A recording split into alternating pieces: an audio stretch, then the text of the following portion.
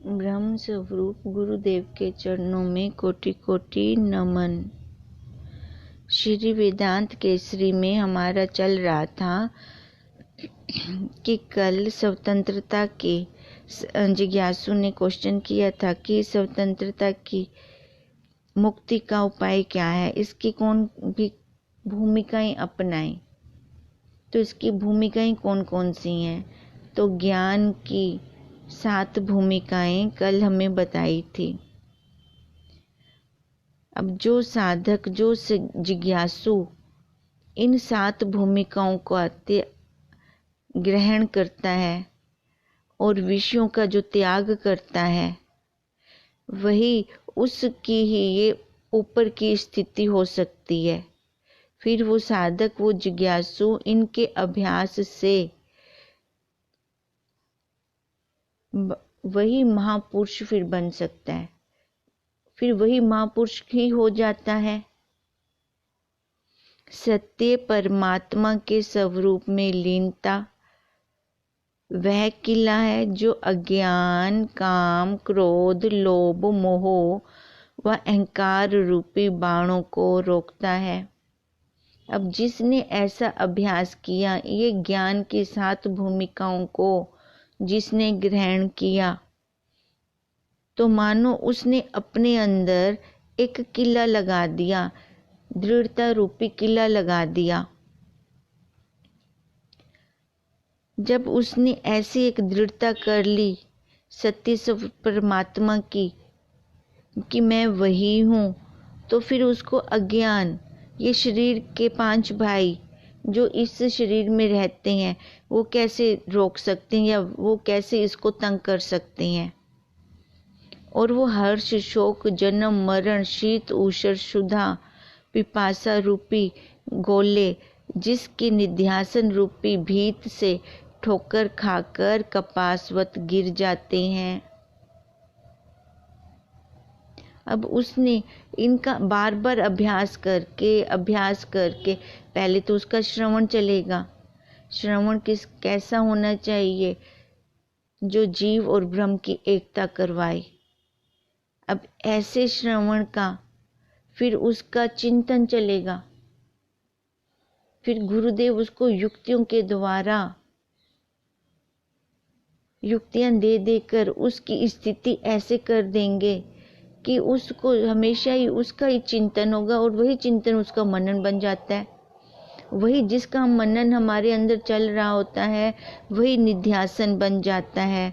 और वही निध्यासन रूपी दीवार से भी शोक क्या है,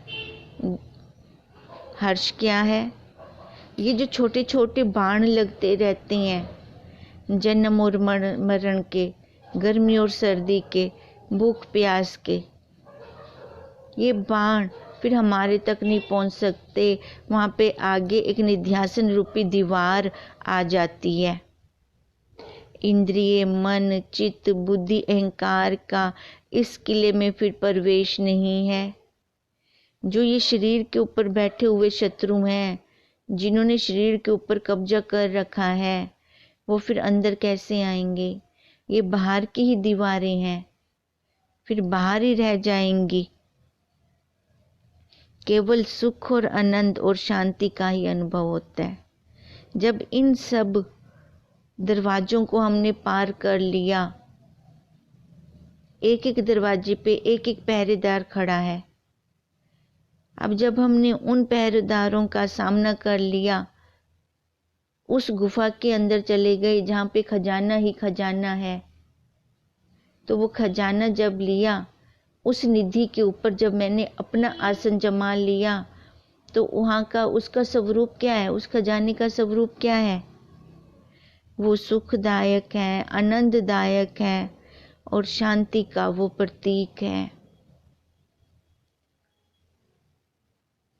जब वही खजाना मैं लेती हूँ, अपना बना लेती हूँ, तो उसका गुण भी तो मेरे पास ही आ जाएगा।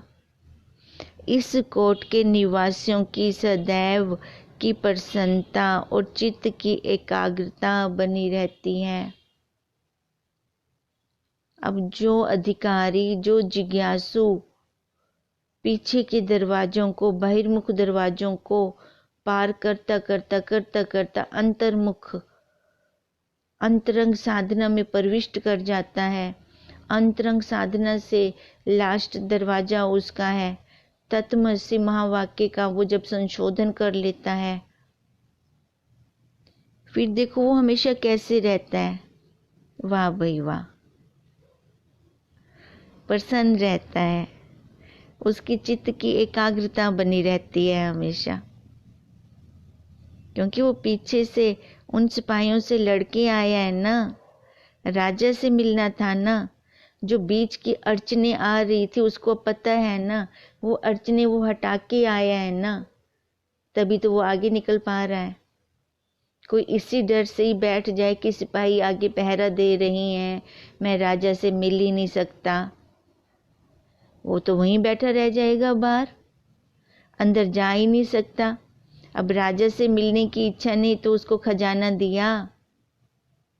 अब वो राजा कौन है? हमारा साक्षी, अपना आपा, अपना स्वरूप।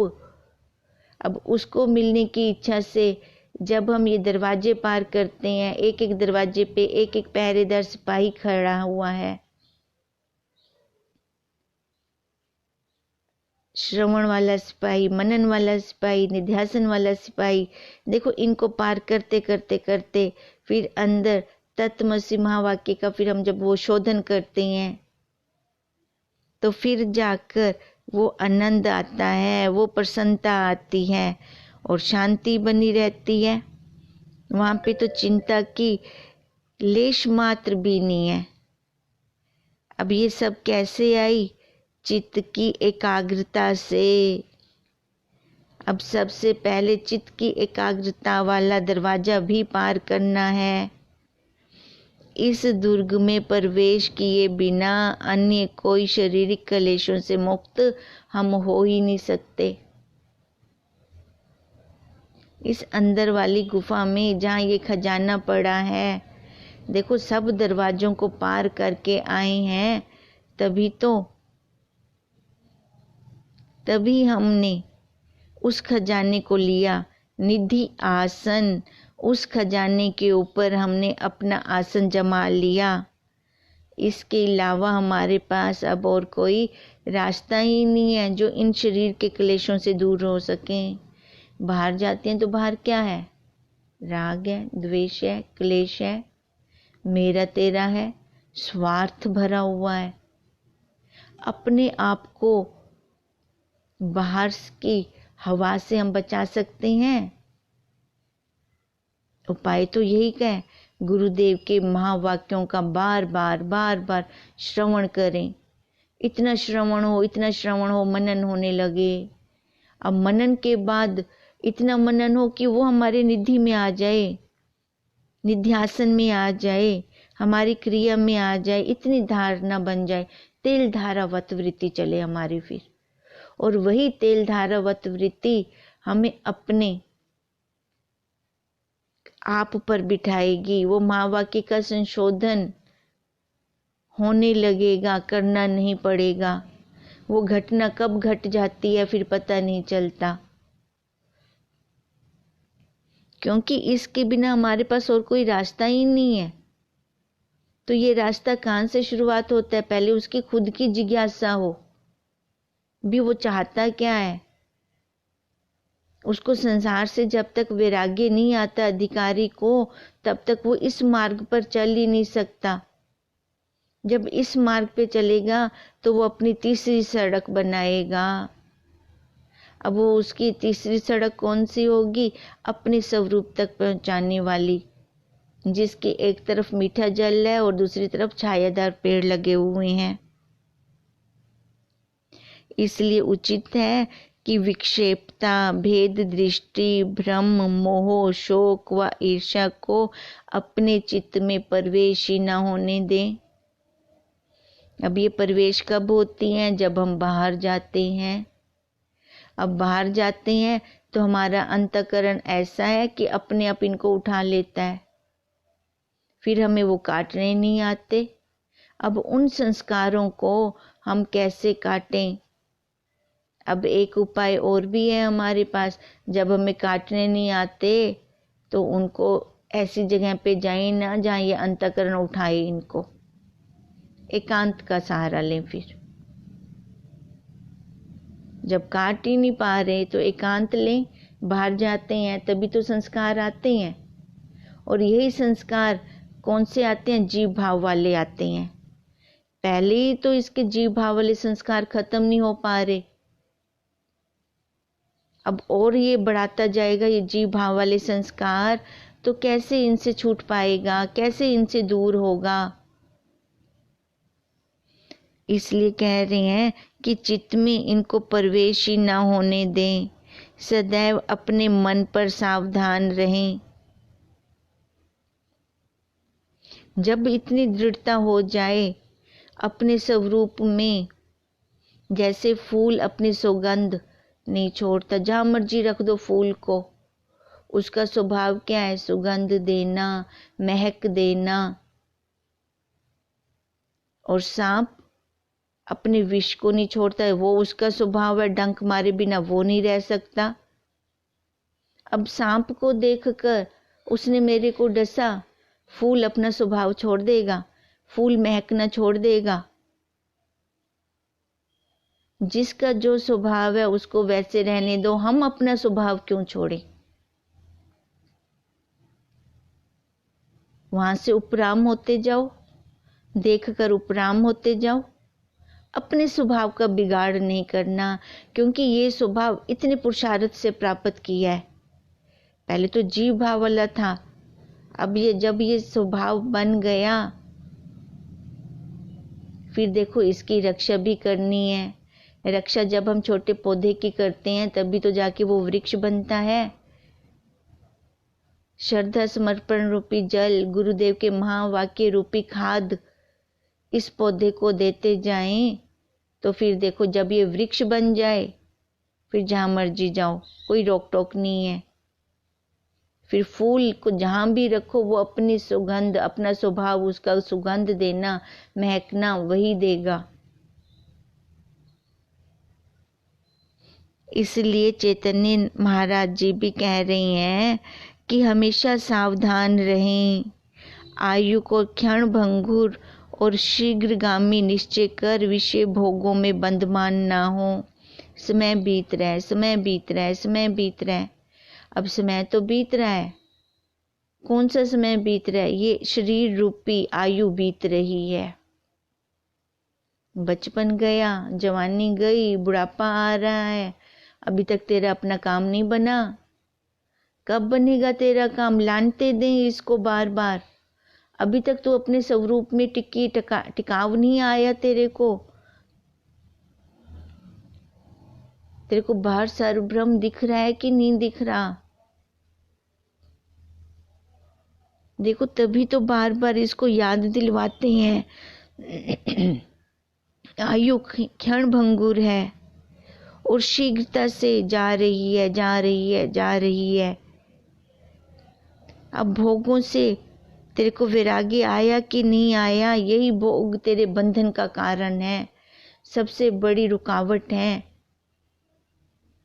वो तेरे को यही आत्म प्राप्ति की रास्ते में, आत्मा प्राप्ति के रास्ते में यही भोग, ये विषय, ये वासनाएं आगे दीवार बना के खड़े हो जाते हैं। अब साधक कैसा है? उसको संसार भी अच्छा लग रहा है, विषय भी अच्छे लग रहे हैं, और परमार्थ में गुरुदेव के महावाक्य भी अच्छे लग रहे हैं। अब वो मध्य में खड़ा हुआ है, इस ओर जाऊं कि उस ओर जाऊं। अब दृढ़ता उसको करनी है कि मेरे को कहाँ जाना है। जब वो एक बार दृढ़ता कर ले तो फिर उसको अपनी उस छोटे से पौध पर फिर निगरानी रखनी है, फिर ध्यान देना है। इसलिए हम साधक को टीनएजर बोलते हैं, क्योंकि संगति का बहुत प्रभाव पड़ता है। यदि वही टीनएजर साधक शुभ में लगता है तो अच्छा फल प्राप्त होता है, और अगर उसकी संगति नीच में हो जाती है, नीच लोगों से हो जाती है, तो वही अशुभ को प्राप्त हो जाता है। आगे उसके अंदर संस्कार वैसे आ जाते हैं। अब टीनेजर वही मत समझ लेना कि 11 साल से, देखो अब टीनेजर कौन है? टीनेजर वो नहीं है 11 से 18 साल तक। अब चाहे साधक वो जिज्ञासु जिस आयु में आया है, 20 साल में आया, 25 साल में आया, 30 साल में आया है, वो टीनेजर है। क्योंकि टीनेजर बहुत जल्दी संगति के रंग से रंगा जाता है। ऐसे ही वो साधक का हमेशा डर बना रहता है कि कहीं उसको ऐसी संगति ना मिल जाए द्वैत वाली। अब इसलिए उसको खुद एक बार जब तत्वनिष्ठ गुरुदेव के चरणों में बैठ गया तो पीछे उसको संसारियों का संग नहीं करना चाहिए, पीछे मुड़कर भी नहीं देखना चाहिए। जैसे टीनेजर बच्चे की सांभ करनी पड़ती है, बिगड़ने का भी उसका वही समय है और सुधरने का भी उसका वही समय है, ऐसे ही नवीन साधक का भी बिगड़ने का वही समय होता है और सुधरने का भी वही समय होता है। इसलिए पशु को भी यदि मनुष्य की संगति हो तो वो भी मनुष्य से स्वभाव से वो प्रकट हो जाता है, मनुष्य जैसा है उसका स्वभाव हो जाता है। इसलिए मनुष्य को उचित है कि संगति का वो ध्यान अवश्य रखे, विचार से संगति करे। अगर वो संगति का ध्यान नहीं करता तो फिर देखो कहाँ से कहाँ पहुंच जाएगा। अब पशु भी एक मनुष्य की संगति करता है तो उसके स्वभाव उसमें आना शुरू हो जाता है, और ये मनुष्य तो ये इतना गिर चुका है कि पशुवत बन चुका है, क्योंकि इसने ध्यान ही नहीं दिया अपने संग का। ऐसा ना हो कि अज्ञानता के कारण किसी ऐसी नीच संगति में प्रवृत्त होकर सारी आयु के पुण्य में शुभ कर्मों को हम गवा बैठें। अब क्योंकि ये मनुष्य जन्म लिया है तो हमारे पुण्य कर्म हैं, तभी तो ये हमें मनुष्य जन्म मिला है। मनुष्य जन्म पाप कर्मों और पुण्य कर्मों का मिश्रण है। आधे पाप कर्म है, आधे पुण्य कर्म है, तभी तो सुख दुख दोनों मनुष्य के जीवन काल में आते हैं। अब वो स्वतंत्र है, वो चाहे तो अपने पुण्य कर्मों को बढ़ा सकता है। बढ़ाते बढ़ाते जो ये वस्तु मिली हुई है, अंतःकरण रूपी बर्तन मिला हुआ है, उसको वो साफ भी कर सकता है। अब वो साफ करके उसमें फिर वस्तु डाले, तभी तो गुरुदेव का महावाक्य उसमें टिकेंगे। बर्तन साफ होगा, खाली होगा, तभी तो उसमें कुछ भरा जा सकता है। अब इसलिए उसको बहुत ध्यान रखना पड़ेगा, क्योंकि इतनी पुण्य कर्मों का फल है कि मनुष्य शरीर मिला है, इसको ऐसे ना रोल दें। तभी इसको हीरा जन्म कहा जाता है। इसको ज्ञानवानों की संगति में लगाएं। इस मनुष्य जन्म को ऐसे ना नाश कर दें। इसके लिए हमें क्या रहना पड़ेगा? हर टाइम चौकस रहना पड़ेगा, हमें हर टाइम सावधान रहना पड़ेगा, क्योंकि संग का प्रभाव ना हो चाहते हुए भी अपने आप आ जाता है। इसमें थोड़ी देर बैठ जाओ संसारियों के साथ, उनकी हाँ में हाँ मिलाते रहो, फिर जो साधक होगा, जिज्ञासु होगा ना, उसको बाद में पश्चाताप भी होगा। अरे भाई क्या मिला मेरे को वहाँ पर, मैंने अपना टाइम इतना वेस्ट कर दिया, इतना गवा दिया अपना टाइम, मेरे को मिला क्या वहाँ पे? ये जरूर विचार करता है जो साधक है, जो जिज्ञासु है।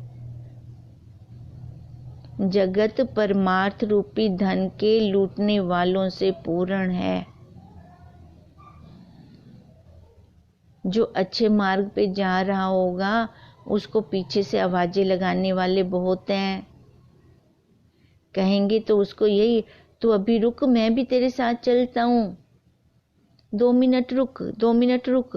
अब वो जो 2 मिनट रुकना अगर वो साधक स्वीकार कर लेता है तो वही जीवन भर रुक जाता है फिर। क्योंकि अगर हम अपने परमार्थ की ओर जा रहे हैं ना, उस जिज्ञासु को, उस साधक को क्या कर्तव्य बनता है कि पीछे से कोई आवाज भी आ रही हो तो उसको अनसुना कर दे, आसे पासे में भी बिल्कुल ना देखे, कभी कोई जान पहचान वाला ना मिल जाए। क्योंकि इतनी मुश्किल से तो अब दृढ़ता बनी है, और वो दृढ़ता अभी हमारी कच्ची है, पक्की भी नहीं हुई, अभी कच्ची है। तो साधक को हमेशा ये डर के रहना चाहिए कि कहीं मेरा मन फिर वापस उन विषयों में ना चला जाए। अगर वो फिर से विषयों में चला गया तो अब की बार पता नहीं कब आके मैं उठ पाऊंगा। इस देह भाव को छोड़ दूं, इसके विषयों को छोड़ दूं, इस देह भाव से अब तिलक जाऊं मैं। जो हम तिलक लगाते हैं ना, तिलक लगाते ही ये तिलक याद आ जाए, तिलक अब यहाँ से फिसल जा अब इस देह भाव से, ये ऐसे ही हमें फिर फटाफट याद आ जाना चाहिए। तभी तो कहा है कि ये जगत में तो सारे ये परमार्थ रूपी धन को लूटने वाले हैं, वही स्वार्थ की दुनिया है। हम साधक हैं तो सावधान हो जाएं। देखने में यद्यपि यह जगत उत्तम और प्रिय है, ये विषय अपने पास बार बार बुलाते हैं।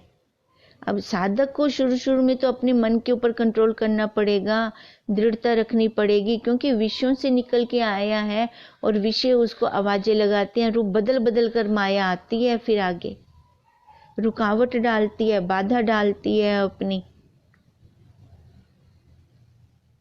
किंतु वास्तव में यह मलिन और त्यागने योग्य हैं। जो हमें अभी अच्छे लग रहे हैं ये त्यागने योग्य हैं। शुरू में तो ये मीठे लगते हैं, पर अंत में उनका फल कैसा होता है? कड़वा होता है।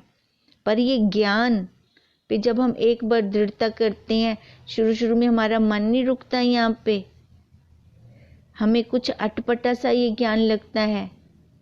आदि में कड़वा दिखे, होवे मधुर अंत में, आत्म निश्चय का दाता।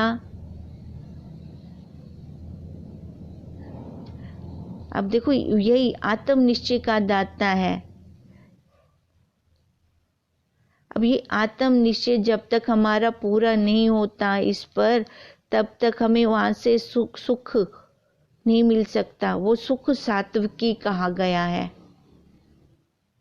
आदि में कड़वा दिखे, होवे मधुर अंत में, आत्म निश्चय का दाता, सुख वो सात्विकी कहा।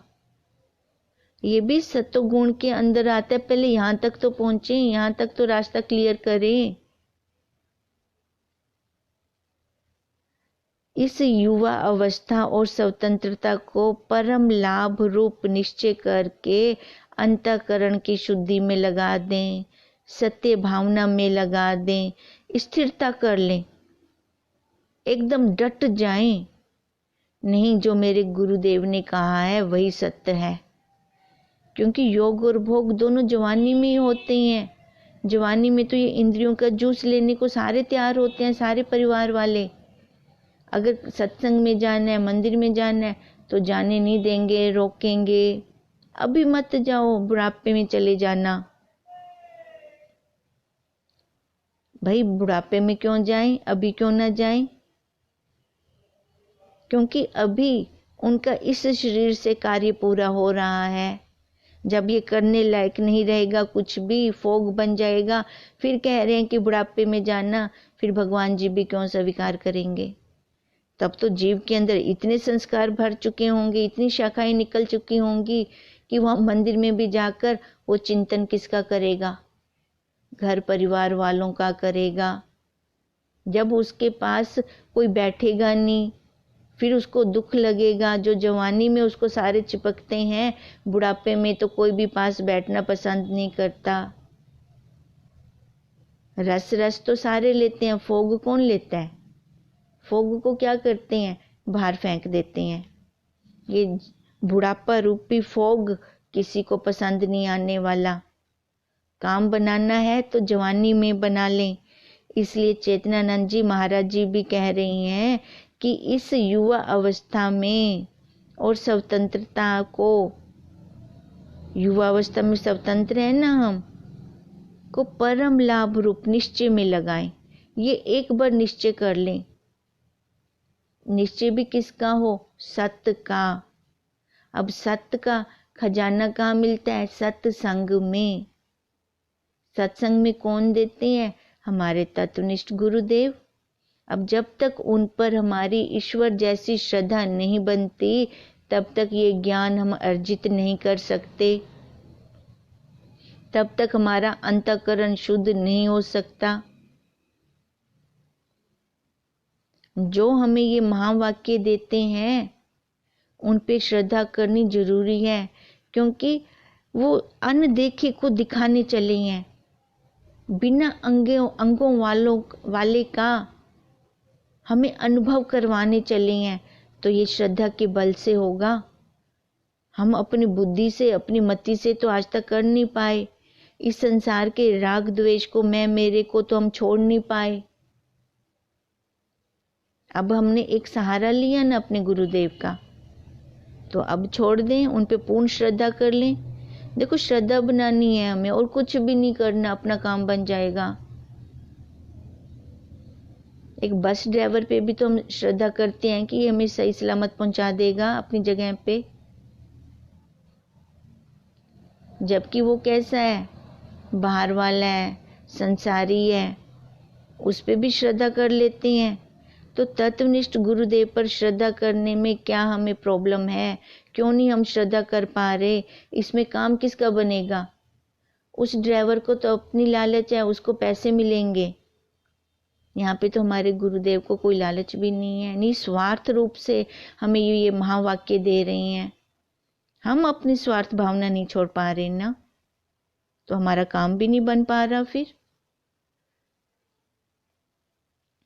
तभी हमारी अंतःकरण की शुद्धि नहीं हो रही, क्योंकि वहां पर भी हम कुछ न कुछ सकाम भाव से करने के लिए बैठ जाते हैं। तभी कहते हैं कि इस युवा अवस्था और स्वतंत्रता को परम लाभ रूप निश्चय करके एक दृढ़ता करें। फिर उस दृढ़ता से क्या होगा? अंतःकरण की शुद्धता, सत्य भावना की स्थिरता और स्वभाव के सुधार में दत्तचित्त होकर यत्न करें। दत्तचित्त लहे ज्ञान जितेंद्रिय। वो जो श्रद्धावान साधक है वही कुछ पा सकता है, वही इस ज्ञान को अर्जित कर सकता है। तभी उसका स्वभाव सुधरेगा, तभी वो सरल स्वभाव का बनेगा। इसके अलावा हमारे पास और कोई उपाय है ही नहीं। बाहरी सुख से कुछ प्राप्त नहीं होगा। जो शुरू में मधुर लग रहा है वो अंत में कड़वा है। ये विषय पहले पहले तो बहुत अच्छे लगते हैं, बाद में देखो कैसा अपना रंग रूप दिखाते हैं। अगर ये विषयों से ही हमें सुख मिलता, आनंद मिलता, तो धनवान बहुत सुखी होता, बहुत आनंदवान होता, क्योंकि उसके पास तो सारे ही विषय हैं। पर विषयों में सुख नहीं है, वो आनंद नहीं है। वो अपना आनंद कहाँ है? अपने स्वरूप में है। उसके लिए हमें बाहरी किसी भी विषय की जरूरत नहीं है। अपने आप में बैठें, अपने आप को खोजें, तो वो आनंद उधारा भी नहीं है, प्रत्यक्ष है, साथ के साथ हमें मिल जाता है। बहिरंग साधन करते हैं वो तो उधारे हैं। 16 सोमवार का व्रत रखूंगी फिर जाके मेरे को फल प्राप्त होगा, फिर वो देवी देवताएं मेरे को आशीर्वाद देंगी। पर यहाँ पर तो गुरुदेव ने मंगलाचरण, वस्तु निर्देश मंगलाचरण में आशीर्वाद के रूप में क्या दी? वो वस्तु कौन सी? अपनी साक्षी, अपना आपा आशीर्वाद में दे देते हैं। हंसते हंसते हमारे जोगी हमें दे देते हैं। तभी कह रहे हैं जो वो बाहरी सुख है वो नश्वर है, हमेशा बने रहने वाला नहीं है। बड़ी गाड़ी चाहिए, बड़ी गाड़ी चाहिए, पहले उसकी कितनी वासना वासना वासना, फिर उसके पीछे भाग दौड़ की, फिर चलो मानो वो गाड़ी मिल भी गई।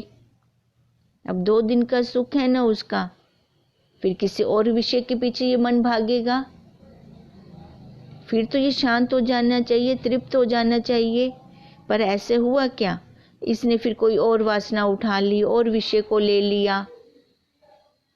अब देखो, अब यही नश्वर सुख के पीछे अंधी दौड़ लगी पड़ी है। तभी कहते हैं हमारे गुरुदेव आंखों वाले अंधे। हम जब वो शाश्वत आनंद लेने चलते हैं तो देखो उसमें कितना हमें आनंद आता है। और ये उधारा भी नहीं है, अपने आप में बैठ जाएं, बस अपने आप की खोज करें, मन से मन को देखें। जब ये देखने की कला आ जाती है ना तो ये अपना शरीर भी दिखता है, फिर अलग दिखता है। जिसको हम सारा दिन मैं कर रहे हैं वो अपने से फिर अलग दिखता है। फिर पता चलने लगता है कि यहाँ पे कुछ भी नहीं है। अब शरीर पे बैठूंगी तो उसका परिवार आएगा, काम क्रोध लोभ मोह अहंकार, और वो दुख दिए बिना जा ही नहीं सकते। अपने बैठने का स्थान निश्चित करें, कहाँ बैठना है और हम चाहते क्या हैं। जब ये निश्चित कर लेंगे ना, फिर देखो अपने आप में बैठने से हमें कोई रोक भी नहीं सकता। इसलिए कह रही हैं बाहरी सुख से कुछ भी प्राप्त नहीं होगा। अंतर्मुख और विश्राम की प्राप्ति अर्थ यत्न कर लें। अब विश्राम कहाँ मिलता है? अंतर्मुखता में। बाहर तो थकावट ही थकावट है। देवी की यात्रा पे गए थे, चारों धाम की यात्रा पे गए थे। अब जब घर आए तो कितनी थकावट लेके आए। हुई थकावट की नहीं? तन भी खर्च, मन भी खर्च, धन भी खर्च। और यहाँ पर अपने आसन पे बैठकर आंखें बंद करके ध्यान से ही हम देवी के दर्शन भी करके आ सकते हैं। कोई थकावट नहीं है, कोई खर्च भी नहीं है, और एकदम तरोताजा। अब देखो अब कहाँ पे ज्यादा सुख मिला हमें, कहाँ पे ज्यादा आनंद आया हमें? अंतर्मुखता में ही विश्राम है। अब इसी विश्राम का यत्न करना चाहिए हमें। यही विश्राम पाने के लिए पुरुषार्थ करना चाहिए। शरीर के संबंध के कारण ही जीव व क्लेश आए हैं। जीव में वही क्लेश हैं क्योंकि शरीर पे बैठा है ना। शरीर को छोड़ दो, देह भाव को छोड़ दो, क्लेश ही खत्म। सारे क्लेश कहाँ हैं? देह के हैं। क्योंकि ये देह हर टाइम दे दे दे मांगता रहता है, मांगता रहता है। ये लेपता है, हर टाइम लेता रहेगा, लेता रहेगा। जब देने वाले बन जाएंगे तो देवता बन जाएंगे। अब लेवता बनना है कि देवता बनना है, हमारे हाथ की बात है, अपनी मर्जी है। हम क्या चाहते हैं? पहले तो खुद, जैसे हम बच्चों से पूछते हैं ना, बेटा तू क्या बनना चाहता है, पहले तू बता। अब 10th के बाद जैसे सब्जेक्ट चेंज होते हैं,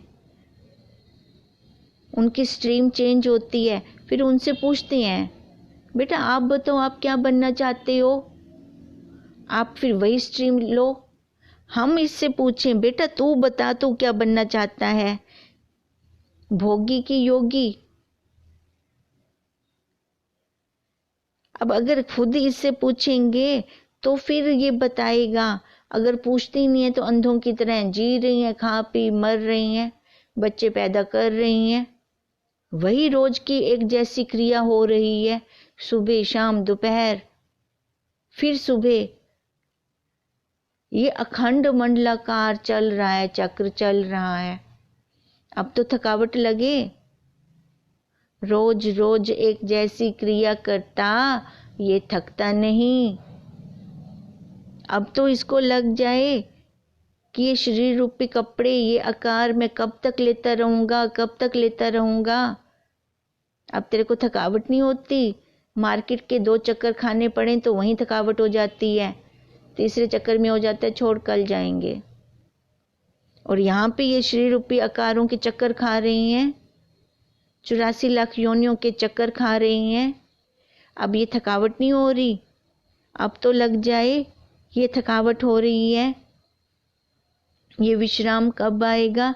जब अंतर्मुख होएंगे। शरीर के संबंध के कारण ही तो ये क्लेश मचे पड़े हैं। इन क्लेशों को अब छोड़ दें, जिनकी निवृत्ति आत्मज्ञान और देह संबंध से उपराम रहने के बिना प्राप्त नहीं हो सकती। अब इन क्लेशों से निवृत्त कैसे होंगे? कौन सा उपाय है? आत्मज्ञान का। और ये आत्मज्ञान कहाँ प्राप्त होगा? तत्वनिष्ठ गुरुदेव के पास। ये खुलेआम बाजार में नहीं मिलता। ये ऐसा है कि पैसे देकर भी हम किसी से ले लें या काम करवा लें, प्राप्त नहीं होता। ये तो संतों की मौज है।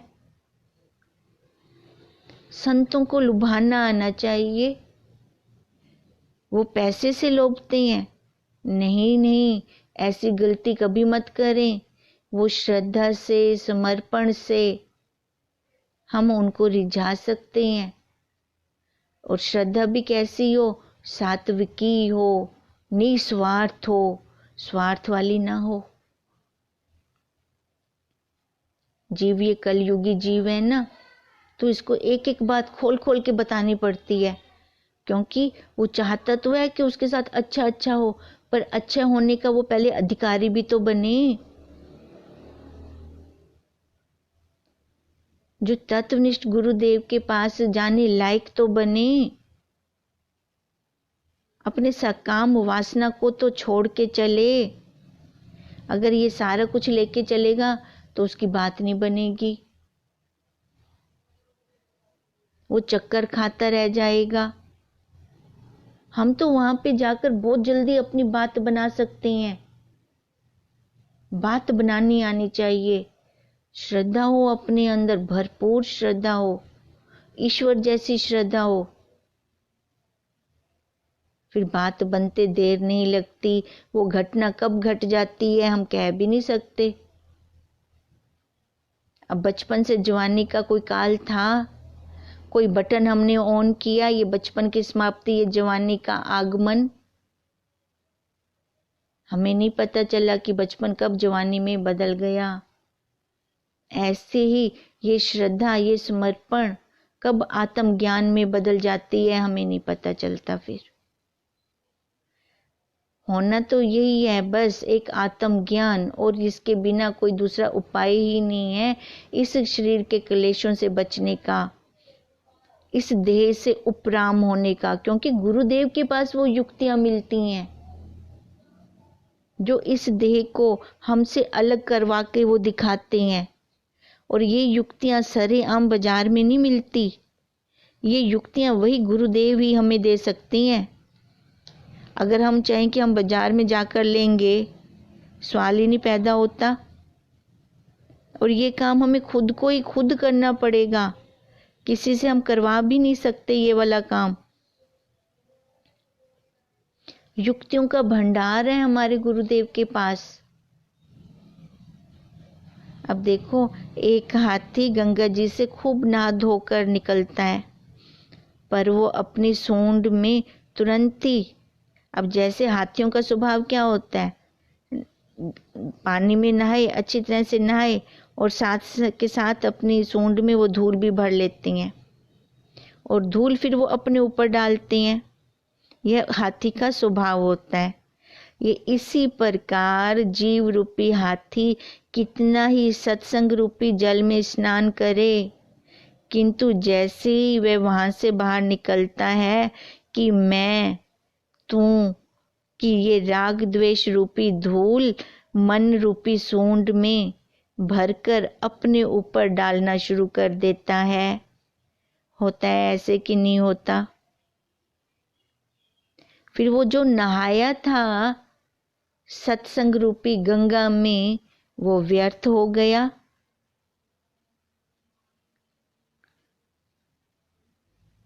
हमारा भी ऐसे हाल चल रहा है। इसलिए संत लोग जीव को हाथी की संज्ञा देते हैं, क्योंकि नहा धोकर फिर अपने ऊपर वो धूल डाल देता है। ये मन रूपी सूंड से धूल डाल रहा है, मैं मेरे की राग द्वेष की।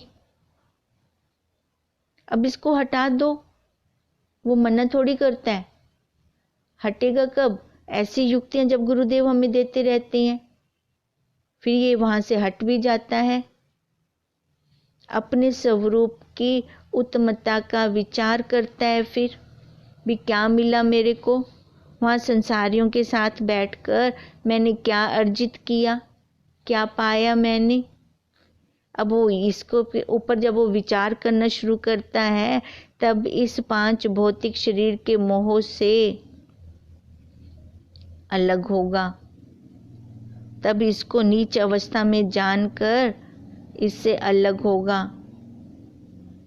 कहाँ तो मैं वो साक्षी, वो परमात्मा, परम आत्मा, और कहाँ मैं ये जीव बन बैठा, जहां पर उस वाणी की गम नहीं है, जहां पर श्रोत्र की समाई नहीं है, और कहाँ वह अवस्था की नाना प्रकार के विकारों से विकारी। अब देखो अपने आप को कितना वो दीनहीन समझ रहा है। उसके अंदर कौन सी वाणी की समाई है? उसको जैसे मर्जी याद करो प्रार्थना में, कोई चिल्ला चिल्ला के याद कर रहे हैं, कोई मध्यम आवाज में याद कर रहे हैं, कोई खाली लिप्स में बोल रहे हैं, कोई लिप्स भी नहीं हिलाते, अंदर बैठे बोल रही हैं। सबकी बोली सुन रहा है वो। जौन सी मर्जी दिशा में बैठ के उसको बुलाएं, याद करें, पुकारें, चारों दिशाएं उसकी हैं। चारों खानियों की बोली सुन रहा है वो। कहाँ उसकी समाई है? बताओ हमें, कहाँ समाई है? कहाँ तो वो ऐसा परम आत्मा, और कहाँ वो नीच से नीच अवस्था में आ गया, विकारों से विकारी हो गया, अनेक उपाधियों से उपहित और विभिन्न विशेषणों से विशिष्ट है। कैसी उपाधियों में आ गया वो? है तो वो उपहित चेतन साक्षी, अब कैसे विभिन्न विशेषणों में विशिष्ट हो गया? डॉक्टर बन गया, इंजीनियर बन गया, धनी बन गया, 2 बेटों वाला बन गया। अब ये क्या है? विशेषण लगा लिए उसने, उपाधि में आ गया। फिर उपाधियों में घूमते घूमते कहाँ गया? अपने स्वरूप से बहुत पीछे चला गया। मैं मेरे में आ गया, जीव भाव में आ गया। कहाँ तो वह स्वरूप स्थिति जहाँ न ज्ञान की अपेक्षा और न भक्ति की आवश्यकता है, उसमें तो कुछ भी नहीं चाहिए हमें। ये सारा प्रपंच हम क्यों कर रहे हैं? वहां तक पहुंचने के लिए। जब वहां पहुंच गए, इस प्रपंच को छोड़ दो, ये अपने आप छूट जाएगा। ये कहना भी नहीं बनेगा छोड़ दो। ना परमात्मा का विचार और ना दास दासी भाव का संकल्प, वहां पर कुछ भी नहीं है। और कहाँ यह गति कि विषय भोगों से वैराग्य कर ज्ञान को प्राप्त करना।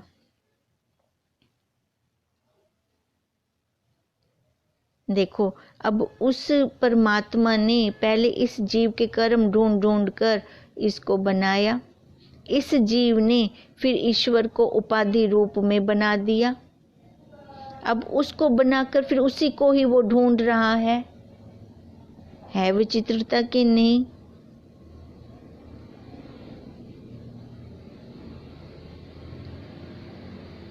अब वो खुद उसको ढूंढ रहा है वहां पर। कैसे ढूंढ रहा है? कहाँ यह गति की विषय भोगों से वैराग्य कर ज्ञान को प्राप्त करना। अब ज्ञान को प्राप्त करके ध्येय रूप परमात्मा को अपने से भिन्न जानकर, अब भिन्न कर दिया उसने अपने से, जबकि तू तो वही रूप है, तू तो ब्रह्म है। अब खुद अपने आप को ना जानकर फिर उसकी उपासना में लग गया। मैंने उसको पाना है, मेरे को मोक्ष चाहिए, मेरे को मोक्ष चाहिए। अरे भाई, मोक्ष तो पहले ही ऑलरेडी तेरे पास है, तू उससे अलग क्यों बैठा हुआ है? तरंग क्यों बन के बैठा हुआ है? तरंग का स्वरूप क्या है? जल। जल के बिना तो तरंग बन ही नहीं सकती। अब तरंग अपने आप को तरंग समझ के बैठी है, इसमें समुद्र का तो जल का तो कोई दोष नहीं है। ऐसे ही हम अपने आप को जीव बना बैठे, सामने खुद भक्त बन के भगवान को बना दिया। वो तो कह रही है तू मेरा ही रूप है, तू मेरा ही रूप है। अब जब तक ये बुद्धि में दृढ़ता नहीं आती ना, कि किसी के कहने से भी नहीं आएगी, ये भी पक्की बात है। ये अपने पुरुषार्थ से, जब तक इन साधनों की अति नहीं होती, उससे पहले ये छूटते भी नहीं है ये साधन। भले सामने से कोई चिल्ला चिल्ला कर कहता रहे, नहीं छूटेंगे ये साधन। जब साधनों की अति होगी तब जाकर ये साधन छूटते हैं। वही ध्येय रूप परमात्मा को हमने अपने से भिन्न जानकर उसकी उपासना में फिर लगे रहना और सदैव अपने को ईश्वर का दास बनाकर उससे भयभीत रहना। खुद हमने बनाया, उसी से खुद ही हम भयभीत हो रही हैं। देखो कितनी विचित्रता है इस मनुष्य की। खुद ईश्वर को बनाकर खुद उसके आगे मत्था टेक रहा है। अपनी इच्छाओं को, वासनाओं को पूर्ति करने के लिए अपने संकल्प कर रहा है। कहाँ वह गंभीरता व धैर्य जहाँ न काल का भय, न जीव की आशा, न अग्नि से दग्ध होने का विचार। कैसा है ये जीव जहाँ पे उसके कोई गम्य ही नहीं है, ना सिंह ना सर्प का भय, केवल सत्य सत्ता ही शेष थी। और कहाँ वो बन बैठा, जीव बन बैठा। खाली उसने अपने आप को मान लिया। ये मानना छोड़ देना, हम ये कल्पना करना छोड़ दें। हम वही हैं, हम वही ब्रह्म हैं। जो हम माला चलाते हैं ना, अहम ब्रह्मस्मि, अहम ब्रह्मस्मि। अरे भाई, तू वही है, वही है, वही है। तू भी ब्रह्म है, मैं भी ब्रह्म हूं। हैं सारे ब्रह्म ब्रह्म ब्रह्म। सर्वम खलिदम ब्रह्म। सारे ब्रह्म हैं। ये दृढ़ता कर ले पक्की, पक्की दृढ़ता कर। खाली वाणी से मत बोल। और कहाँ ये परिचिनता, कहाँ ये परिचिन देह में आ गया, एक आकार में आ गया। जब आकार में आएगा तो काल का भय भी है, जीने की आशा भी है, अग्नि से जलने का डर भी है, और सिंह व सर्प का डर भी है, भय भी है, कहीं वो काट ना लें। ये हमेशा बना रहेगा जीव भाव में। अब जैसे सांबरी ऋषि ने आकाश में नगर रचा तो उसने सत्य भासने लगा। अब देवताओं के भय से उसने 3 राक्षस भी रच दिए। अब देवता उनको हरा नहीं पा रहे थे। वो श्याम दयाल कट उनको वो हरा नहीं पा रहे थे, क्योंकि उनके अंदर अहम भाव नहीं था। अब उनके अंदर, राक्षसों के अंदर जब अहम भाव जगाया, तब उनके अंदर ये इच्छा पैदा हुई कि कहीं हम मर ना जाएं। फिर वो मारे गए। अब ऐसे ये जीव भाव के अंदर ये अहंकार जगह पड़ा है। जब तक ये मरता नहीं है, अहंकार भाव नहीं खत्म होता, तब तक ये छूट भी नहीं पाएगा, हमेशा इसको भय बना रहेगा। इसलिए मलिन व तुच्छ शरीर के संबंध से जितनी शीघ्र मुक्ति हो सके उतना हम जल्दी अपना पुरुषार्थ कर कर आनंदमय होकर रहें। कोई भी हमारे पास रास्ता नहीं है इसके अलावा।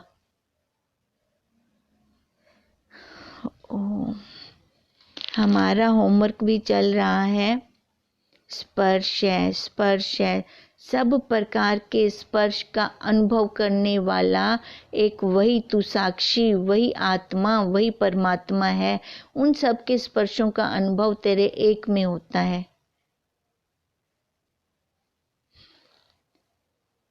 ओम तम नमामि हरिं परम। ओम तम नमामि हरिं परम।